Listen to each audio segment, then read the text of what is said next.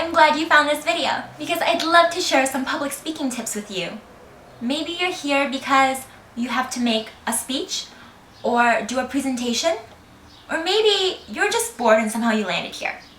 But regardless of the reason, I hope that you'll find these tips to be very beneficial in school, work, or anything else you might have planned that involves speaking in public.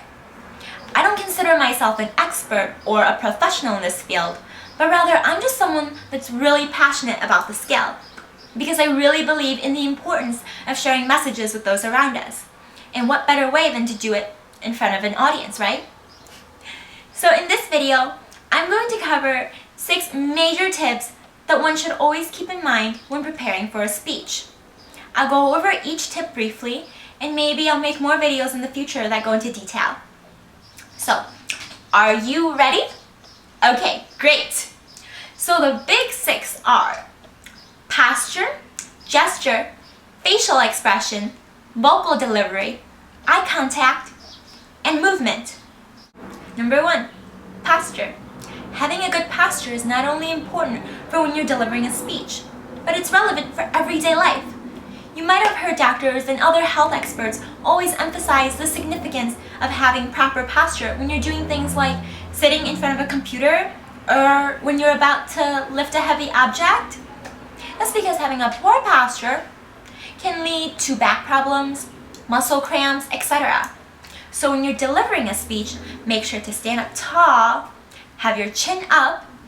Not only will you appear taller, but you'll also look more confident.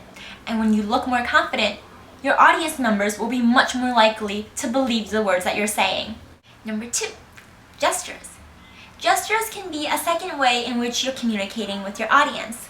So aside from the words that are coming out of your mouth, your audience members can further understand what you're trying to say by really paying attention to the different gestures that you're making. Now, gesturing doesn't mean just moving your hands around all the time. Unless what you're saying really requires all of this. But you want it to make sense and flow with the content of your speech. So for example, when you're listing things, you can do this. Or when you're counting, or some people count like this. Whatever you fancy.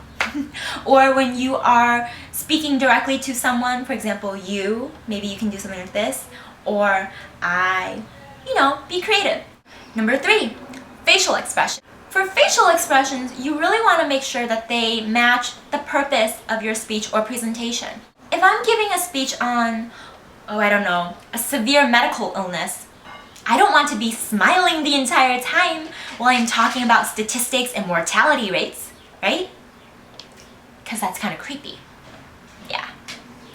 Or if you're telling the punchline of a joke, you don't want to have a straight face on the entire time. Number 4, vocal delivery. This one might be a little bit trickier because I don't think most people are aware of the tone of their voice when they're speaking in general. And even if they are aware, it might take a couple practices to just change that a little bit. The detailed part of vocal delivery can be something like making sure your sentences sound like sentences and your questions sound like questions. So, for example, when I am saying the sentence, my tone is pretty much consistent because I am declaring a statement. But if I were to ask a question, the last pitch of my word in that question might seem a little bit higher. Like this. How are you? What are you doing today? Do you see what I'm saying? There we go.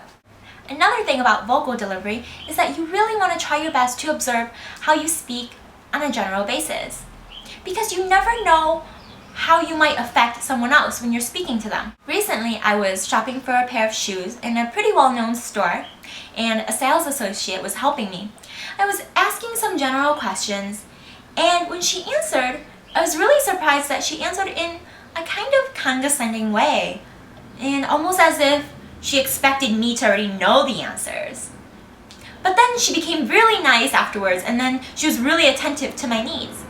So giving her the benefit of the doubt, I like to think that she wasn't aware of how she was speaking.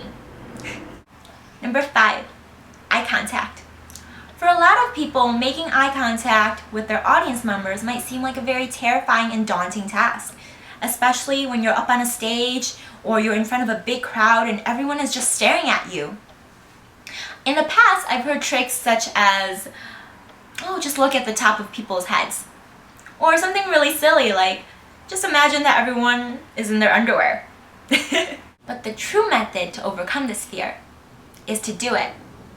Because when you make direct eye contact with someone, you are taking into control that intimidation. Do you know what the average amount of time a speaker should look their audience in the eye is? The average amount of time is 3 seconds. Now 3 seconds might seem like a long time to look someone in the eye, but it's really, really effective because when you look someone in the eye, during those 3 seconds, they will feel as if you are directly talking to them and they'll truly start to listen to you. And they'll feel as if they've become a part of your presentation. It's powerful. Last but not least, number 6, movement. So if you're up on a stage or if you're giving your speech or presentation at an area that you have enough space to, utilize it and utilize it effectively. This one time when I was giving a speech, I remember that I had a lot of space. So I decided, oh, I should just walk. So that's what I did. I literally just walked. But then afterwards I realized that it wasn't really effective because I was really walking just for the sake of using that space. And I didn't really have any other point to it. So when you want to establish movement, make sure that you have a purpose and you have a goal in doing it. For example, if you're speaking to a certain crowd in the group, maybe walk towards them and motion to them. I've never been a fan of podiums or lecterns because I feel that they give a space for the speaker to stand behind them and hide and grip onto them as if they're a lifesaver. So right now I'm going to send you a lot of good vibes and good energy. And the next time you have to give a speech or presentation and there is a podium or lectern in the room, be brave, do without it. So that culminates the overview of my 6 tips for improving your public speaking skills. If you have any more questions, feel free to message me or tweet me and I'll try to get back to you as soon as possible. Thank you so much for watching. Bye!